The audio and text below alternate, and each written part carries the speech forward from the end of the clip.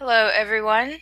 Hello, and we are live tonight interviewing Aliya DalRae, an indie author, and I will let her take it away and tell you about her.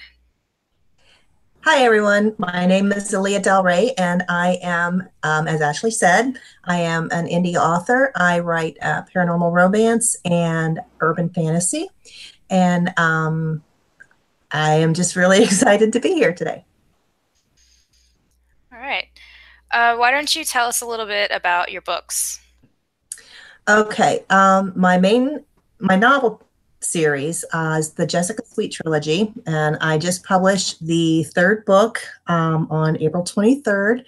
And it is the story of Jessica Sweet, who is she's a regular human girl, except for the fact that she has visions, and one of her visions is of a finding a man dying on her porch. She's had it for like her whole life. And in Sweet Vengeance, the first book, um, that vision comes to fruition. And it turns out, of course, that Raven, who is the man she finds, is, of course, a vampire. And she gets pulled into a whole new world of paranormal um, stuff that, she never knew existed. It's like it takes place in a small town in Ohio. And, so you've got all of these small town people and these, kind of goofy side characters.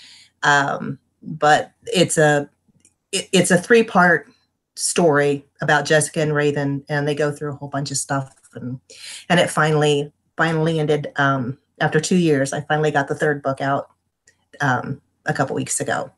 I have another urban fantasy series of short stories, and that's based on the werewolves of Fallen Cross, which is the town that Jessica lives in. And that follows, it's kind of a prequel kind of series, and it follows Patrick Dane, who is the alpha of the werewolf pack. But it kind of starts this like it's a four part series of short stories, and each one tells a different section of the first was how he got turned. The second one is how he became the alpha. And then the third one is told from his wife's point of view, the wife who was left behind when he was attacked and abducted by the werewolves. And it kind of goes through her struggles with their daughter and how they dealt with him being gone. And then in the fourth book, he Maggie and Patrick get back together, but things will never be the same because of what she's been through, well, obviously what he's been through, and they have to decide how they're going to go forth from there. So, um, aside from those, I also have another short story prequel about everybody's favorite cat shifter, Malcolm, who plays a very predominant role in the Jessica Sweet trilogy. He likes to say it's complicated. And then I was also part of an anthology called Once Upon a Fabulous Time. And I have two stories in that. All right. I am. I'm just started reading Once Upon a Fabulous Time, so I haven't Oh, gotten into it really? yet. Yeah, I haven't gotten really into it yet, so I'm getting there, but I'm Oh, excited. wonderful. I hope you enjoy it. I hope you enjoy it. Oh, I'm sure I will. I love fantasy and paranormal. They're like my favorite, so Yeah. I know I'll enjoy Well, it. there's some good stories in there, and the authors, I'm close with all of them, and well, I'll talk more about them later. All right. Well, I'm excited to have you here. Thank you. So you definitely write the paranormal and the fantasy. Do you Mhm. tend to just keep to that one genre, or do you like to branch out and try new things? So far, we're sticking with the paranormal.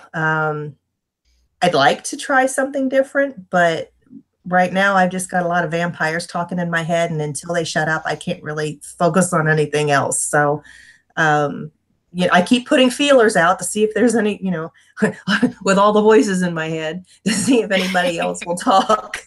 but, but right now, I mean, I have three works in progress going right now, and they're all paranormal. So for the foreseeable future, I think that's going to be it for now. If it ain't broke, don't fix it, huh? Exactly. Exactly. Um, which was your favorite book to write so far? Out of all the ones you've written, which one was your favorite to write? I think probably Sweet Discovery. That was the second book in the Jessica Sweet trilogy.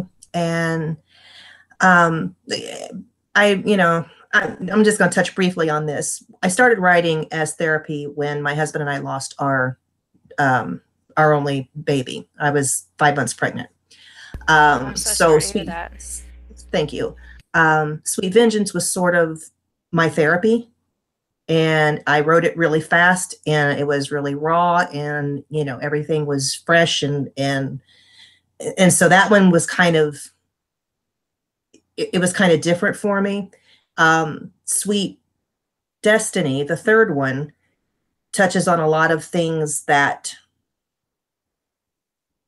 I don't even know how to describe it, but it was a hard book for me to write. It was very difficult. Um, but Sweet Discovery, it was at that point where I realized that people were reading Sweet Vengeance and enjoying it, and I was thrilled and surprised, and so writing Discovery was exciting and fun. And there's one character named Harrier who in Sweet Vengeance was just a real jerk, um, but he kind of comes into his own in Discovery, and I liked giving him that personality, and I liked finding out more about him, and it was a fun book to write. Aside from that one, anything with Kithryn Flanagan in it just cracks me up. So any book with Kithryn, um, that fall it has to fall into a favorite. Yeah, it's fun when you make this. It's fun making all these different characters, but you always have like a favorite that Mm-hmm. you just you almost want to put them in everything, but then you don't, you know, because you just Right, love writing right, them so much. So yeah, right.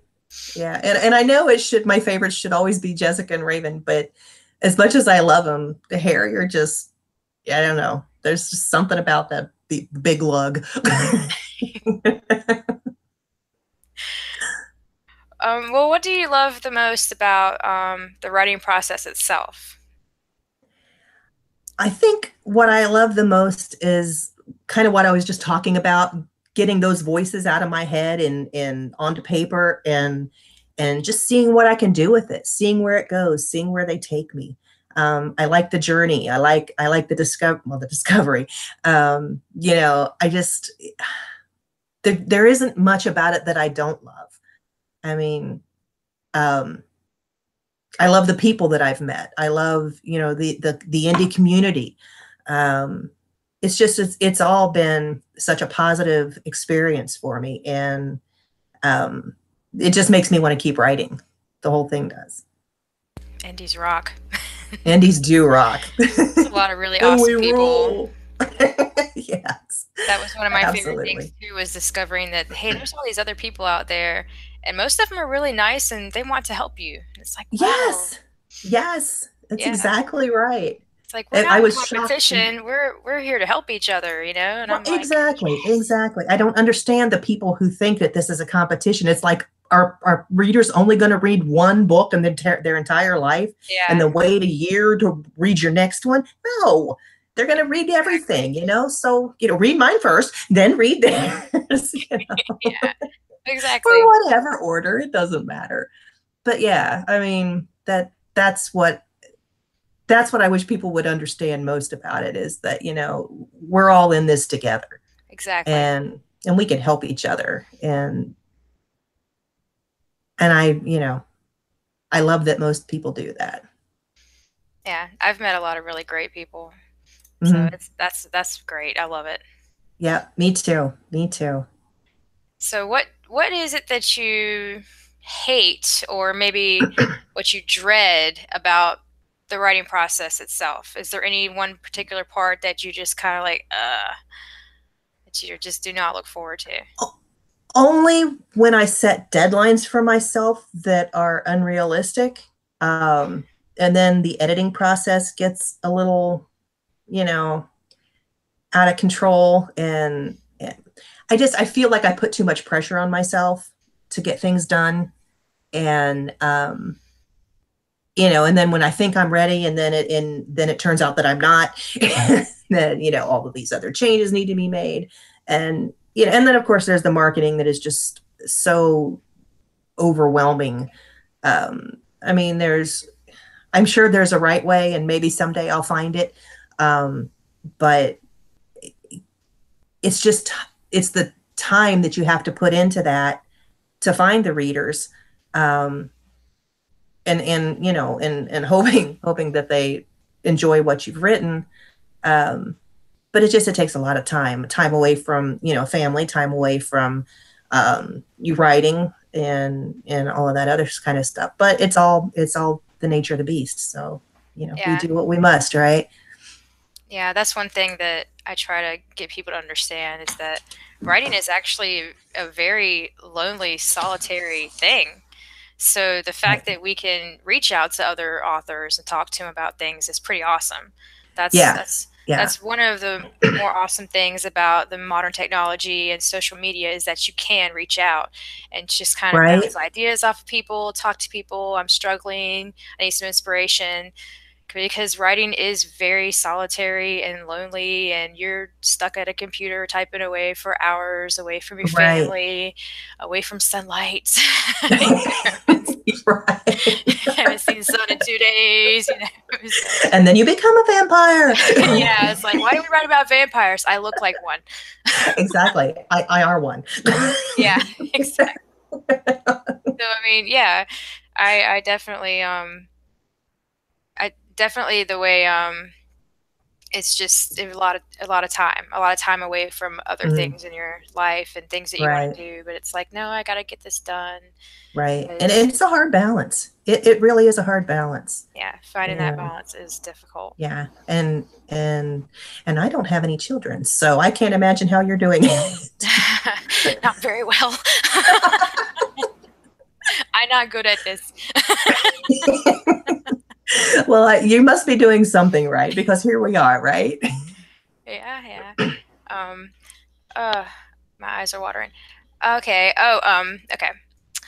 I wanted to ask you if you could give some examples of maybe where or when that you find inspiration for your stories that you write.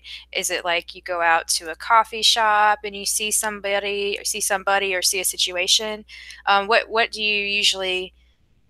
What inspires you? Places, people, that kind of thing. Well, as I mentioned, the daughter that we lost was my first inspiration. So Sweet Vengeance was written for her, kind of to give her the life she'd never have, sort of thing.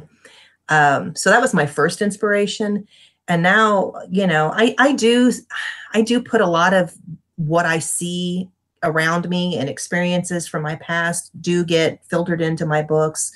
Um, but I think a lot of the inspiration just comes from the characters talking in my head.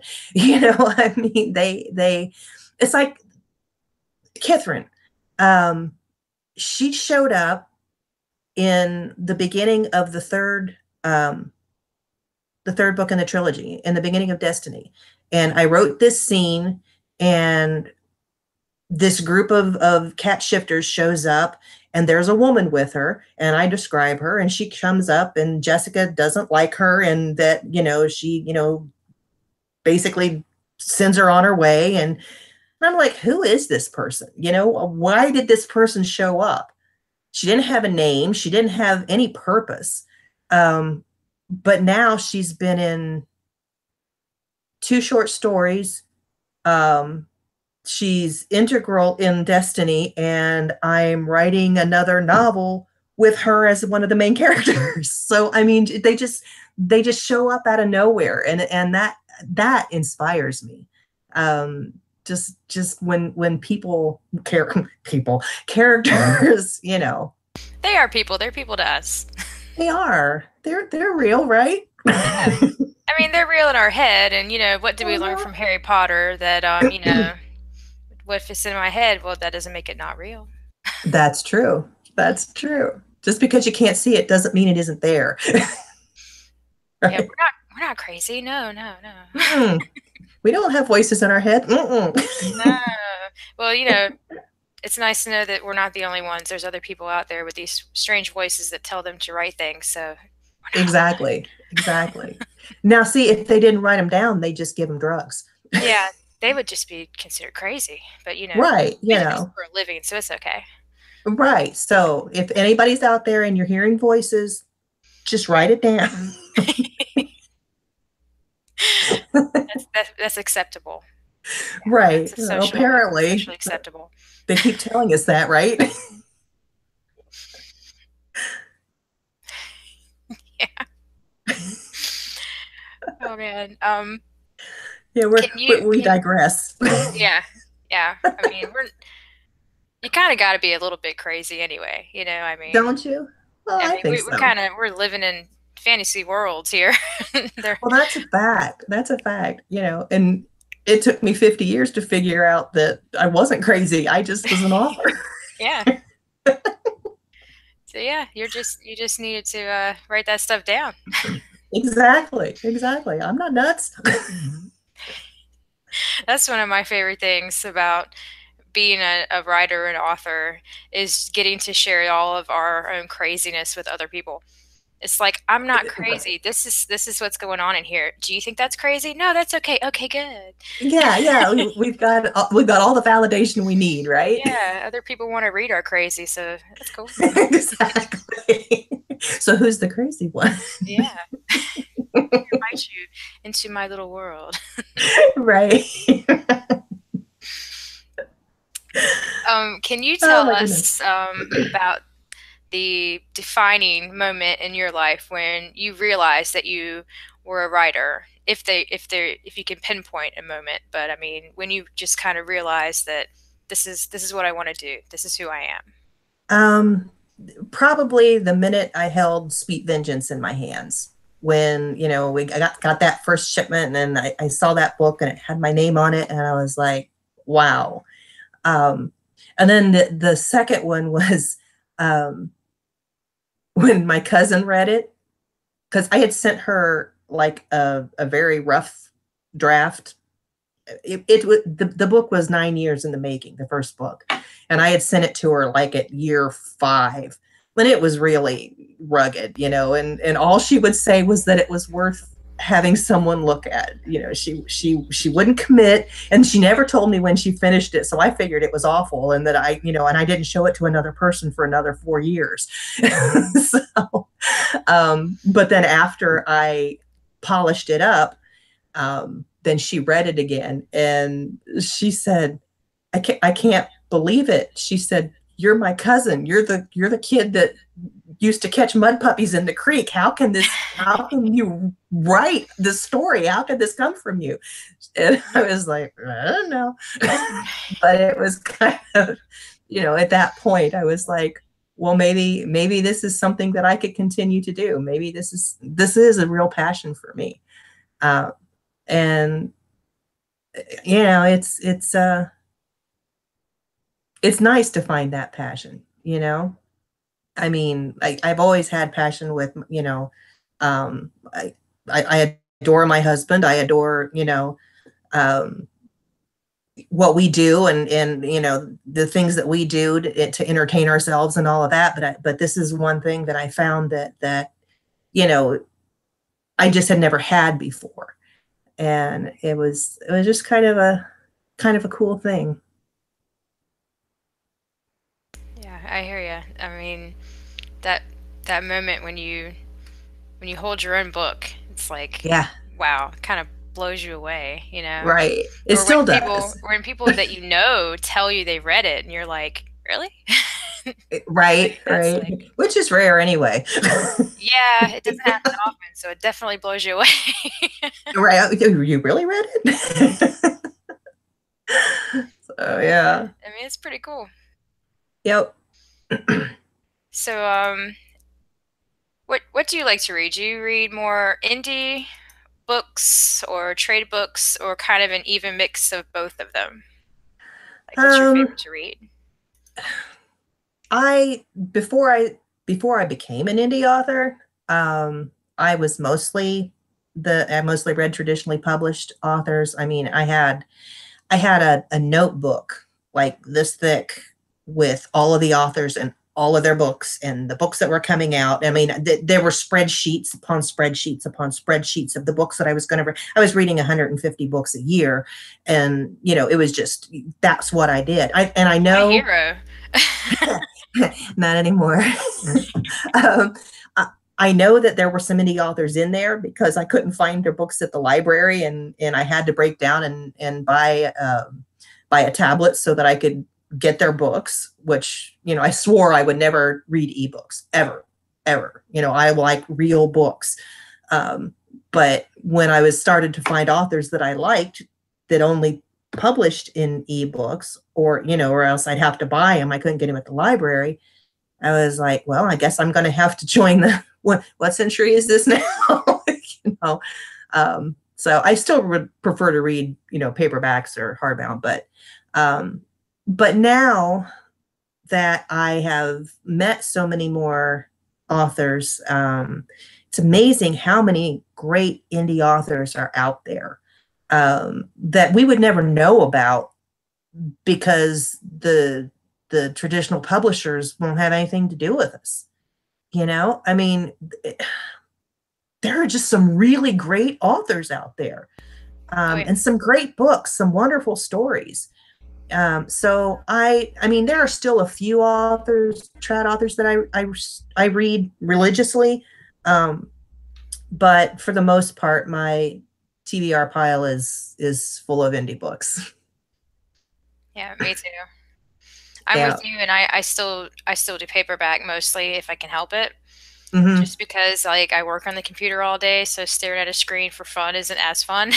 So Right. I'm actually Exactly. gonna read a paperback faster than I am a Kindle. So, but I know I do because it puts me both. to sleep. Yeah, Yeah. yeah. But I mean, I Yeah. do both because, like you said, some indie authors do not have theirs available on paperback anyway. They only have Right. it available ebooks, so that's the only way I Right. can get a hold of it. And it's like I gotta Right. read it. So Yep. I hear you. yeah, and one thing that you said that a lot of traditional publishers won't have anything to do with some indie authors. But honestly, now a lot of indies are choosing to be indie. They would rather self-publish or go through a That's small true. publishing company just because they want that freedom to write the story that they want to write. Because when Right. they go to a traditional publisher, sometimes they have these formulas and they want you to change things, and it's like, Right. nah, we want to we want to write what the story we need to write. Right. Was You know, was it Yasmin Gallinorin that just dumped her publisher? I don't want to I'm not misspeak. I sure. can't remember. Was it was she one of the big paranormal authors. They weren't letting her finish one of her series, and so she just went indie.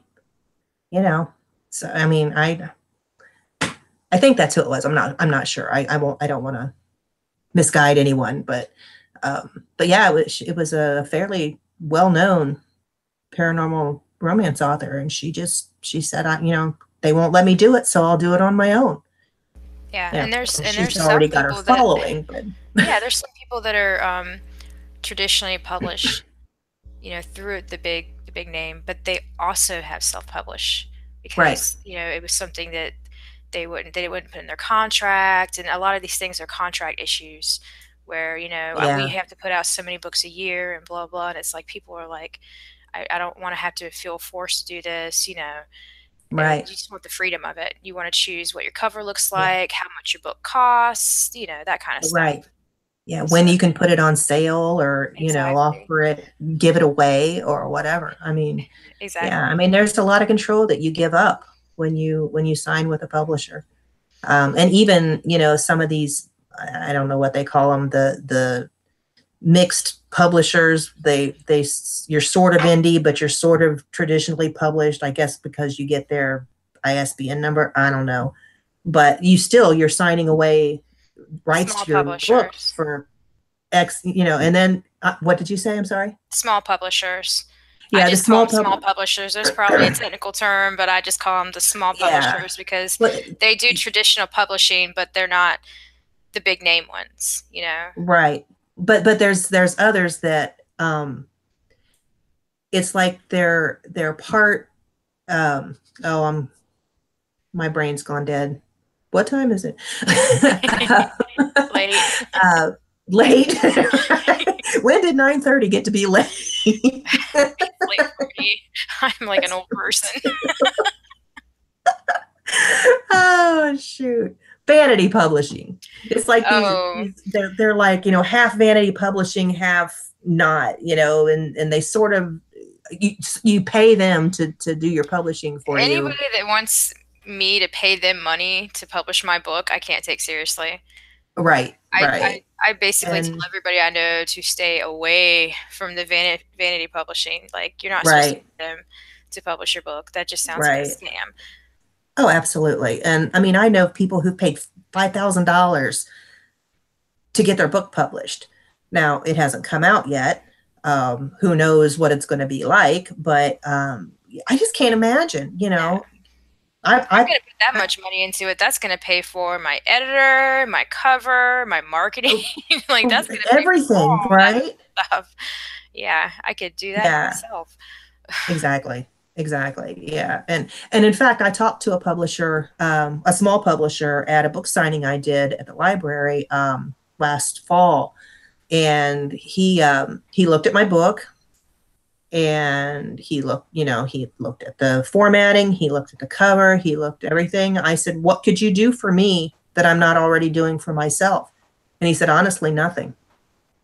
He said, "There's nothing I could do." I said, "So you don't do any of the marketing?" "No, no, that you would have to do No, all your marketing."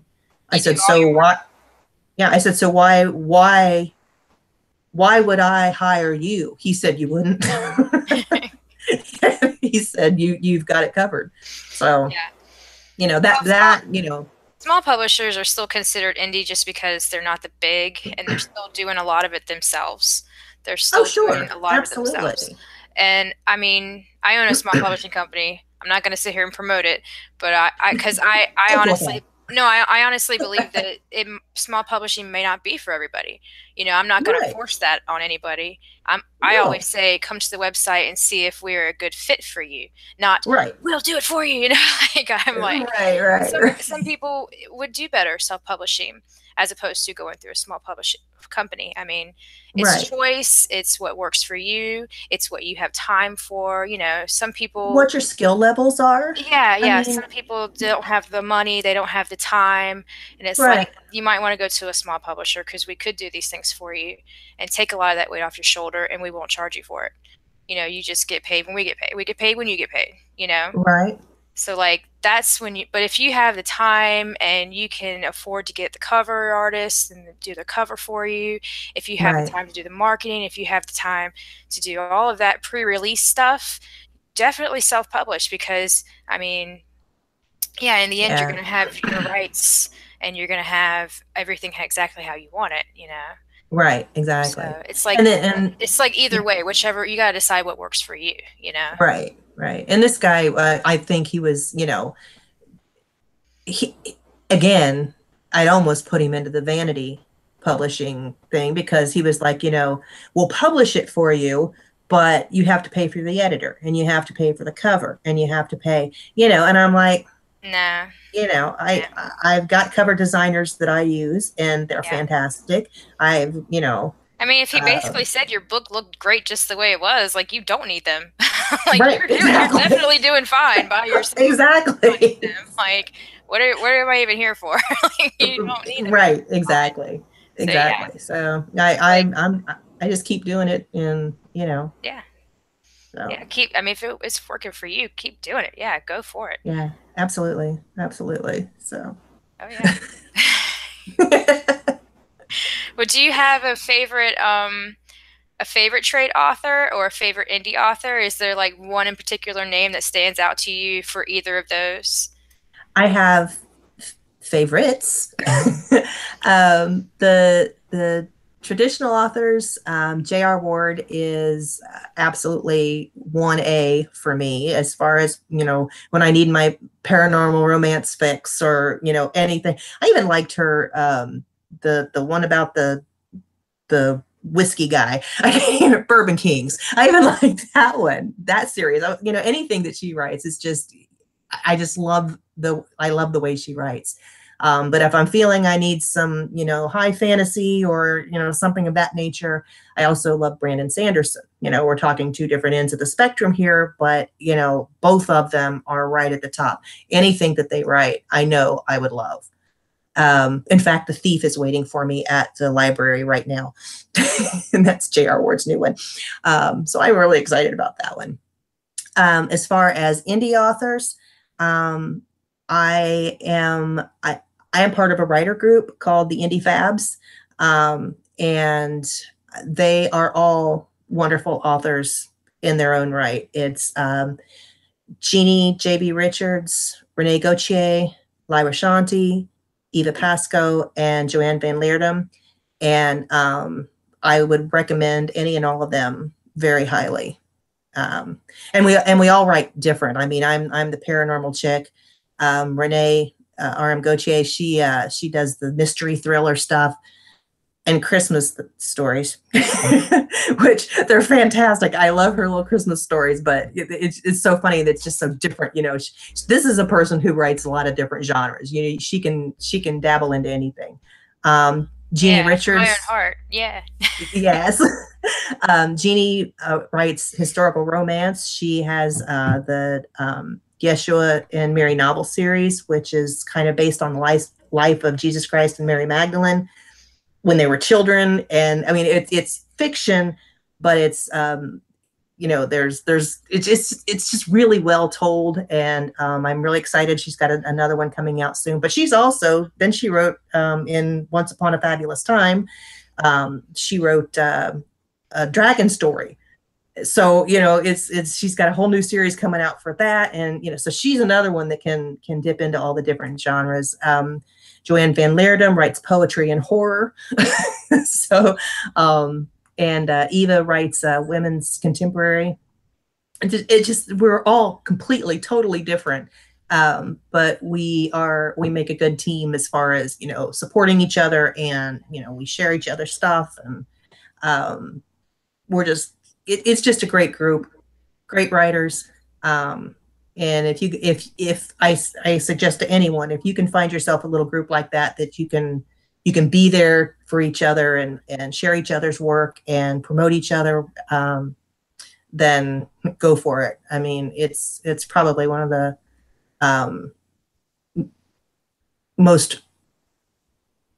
the luckiest things that has happened as in my indie career. So yeah.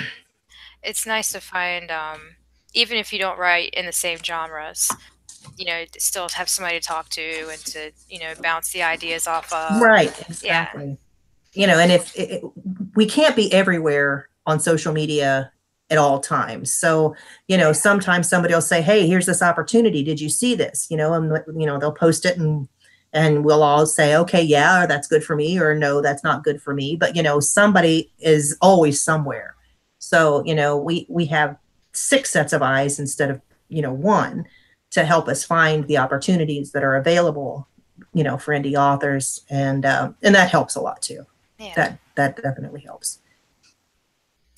All right. Okay, back to what you like to read or write. Do you prefer a story that just kind of wows you with the whole world building and the setting? Or would you rather read a story that is more emotional and really hits you in the feels department, or just kind of a mix of both? I mean, usually you want to mix of both, but would you prefer one over the other? I don't have a preference. I love deep, heavy world building. That's when I'm in the mood for that, that's when I pick up Brandon Sanderson. When I love romance, I love, some of those, the more contemporary books, anything that makes me cry. I love it all. I mean, the only thing that I really hesitate to read is Stephen King, because he scares the crap out of me. And I mean, I was afraid of closets for like most of my 20s because I read The Boogeyman. and I didn't realize that I was doing it, but I was closing the closet door every time I went to bed. And if that door wasn't closed, I had to get out of bed and close the door. So Stephen King scares me. Well, he So also horror. writes fantasy too, though. I love Stephen King because I love But horror, but he yeah, also writes I mean, fantasy. that's true. And I've read the what are they called? The Dark Tower Yeah, the Dark series. Tower. I've read all of them, and I love that. I love Shawshank Redemption. I loved The Green Mile. You know, stuff like that I can read. But when he gets that creepy horror stuff, oh, no, that gives me nightmares. Well, going back to indies, can you name a few indie authors that you have read and really loved, and you wish more people knew about them? Yes, I have a list. Ooh, hit me. Su Susan Wee, Jessica Jessinghouse, Kimberly Cummins, Van Allen, Alan Vandervoort, Richard Kiefer, Robert Krenzel, Don Laura, Sarah Northwood, and the list goes on, but those are the ones that I could think of off the top of my head when I was making my list. Um, there are so many. There are just so many. India Emerald. I'm sure I could think of more, but uh, there's just so many. They are hidden jewels, you know? Yeah, I mean, there's just so many out there that we haven't even heard of yet. So yeah, it's hard to pick favorites. Oh, it is. It is, definitely. Um, where do you see yourself in 5 years as far as your writing? Like, do you have any really big goals that you are pursuing right now? In 5 years, I hope I'm still writing. Um, but everything that all of my goals right now are for like this year to next year. So I haven't really thought that far out. But um, I suppose, like all of us, my goal would be to be rich and not even famous, but to be to be able to make a living off of my books would be nice. I doubt I'd quit my day job just because I like my day job, but it would be nice to be making that money uh, off of my books, only because it would mean that that many people were reading them, and that would be a really cool thing. Yeah, that's kind of the everyone dream right there. Isn't it? So, Isn't it? yeah, to make money, a living off my books, that'd be great. Right. Yeah. Like I said, I don't think I would quit my day job, but it would be just be nice to be able to if I wanted to. Yeah, to have that option open to me if I Right, wanted. right. Yeah. I mean, I've got a really great job, so I'm in no hurry to leave it, absolutely. But but if I could, Just to have that door open to me. sure, why Possibility. not? Yeah. Why not? Do you have any advice that you would give to other independent or self-published authors, especially those that are like just starting out? Um, the biggest one is don't be afraid to ask for help. I don't know. I don't know if we were talking about it before or during our conversation here, but um, there are a lot of great indie authors out there who want nothing more than to help the next person along. Um, I had people out there that helped me, and I happened to have a friend who knew somebody who had been an indie author, and I mean she's since gotten a big time New York publisher, but but she'd been the indie route. And I mean I was such a newbie. She said the first thing you need, she said, do you have a platform? And I'm like, what, like something to stand on? I said, what's a platform? And she's like, a fan base. And I'm like, I don't have anything for people to be a fan of. How can I have a fan base? And she's like, you need to build your platform. And I'm like, okay. Um, but she was, she helped me find cover artists. She helped me. She helped me do a lot. And then I got into Twitter, which totally freaked me out because, I had joined Twitter like years ago and had been off of it so long that somebody had pirated my name, Oh and no. they were like sending out these fake tweets under my name, like buy this, buy that. So I had to go through. I probably deleted like, I don't know, 300 or 400 tweets that people had used my name to tweet under. So I had to like change all that. And but then once I started, I found some hashtag games and started playing those and everything. Um, Met more people, and they were all just so willing to help. And Asaf Mayer was another one. I don't know if you've seen. He's kind of taken a step back from social media lately, but he was another one that stood up and stepped up and helped me. Like he's the one that said your Twitter account probably should be public. If you want people to follow you, you need to let them follow you. So, I mean, just little things like that you just don't know when you're coming into it. Um, at least not people my age.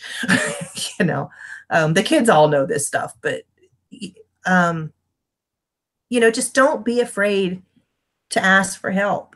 None of us knew what we were doing when we started. We all had to learn somewhere.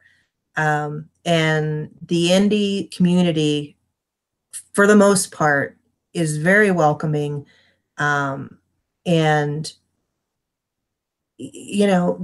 you're going to find some trolls out there. There are people who think it's a competition, and it's They're not. everywhere, though. I mean, that's Yeah, anything, but that's you know. unfortunately the nature of how things are now.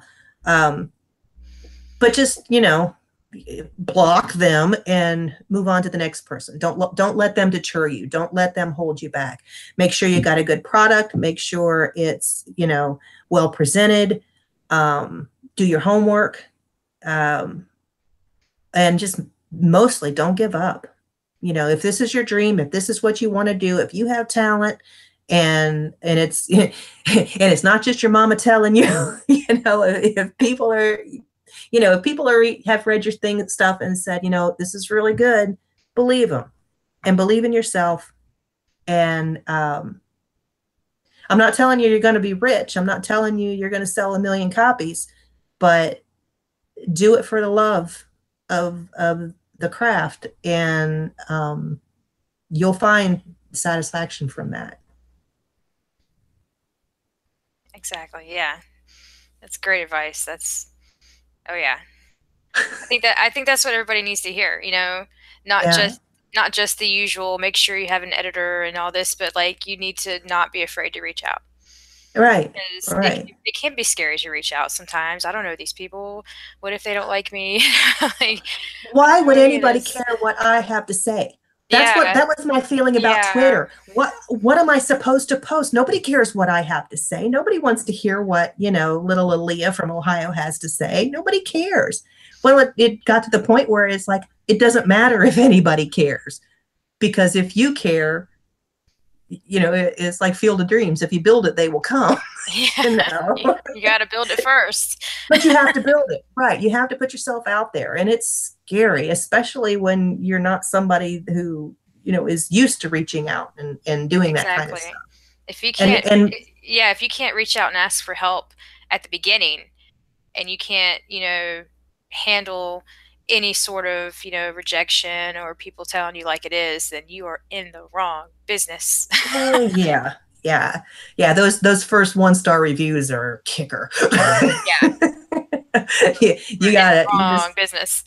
yeah, not everybody's going to see things the way you see it. So, you also have to kind of be tough, which I wasn't. I didn't start out that way. Now you have to develop that thick skin. That's Yeah, yeah, you have to definitely. grow it. That thick skin. Exactly. Yeah, or something. Something. Got to grow something. Yeah, it's definitely not for the faint of heart.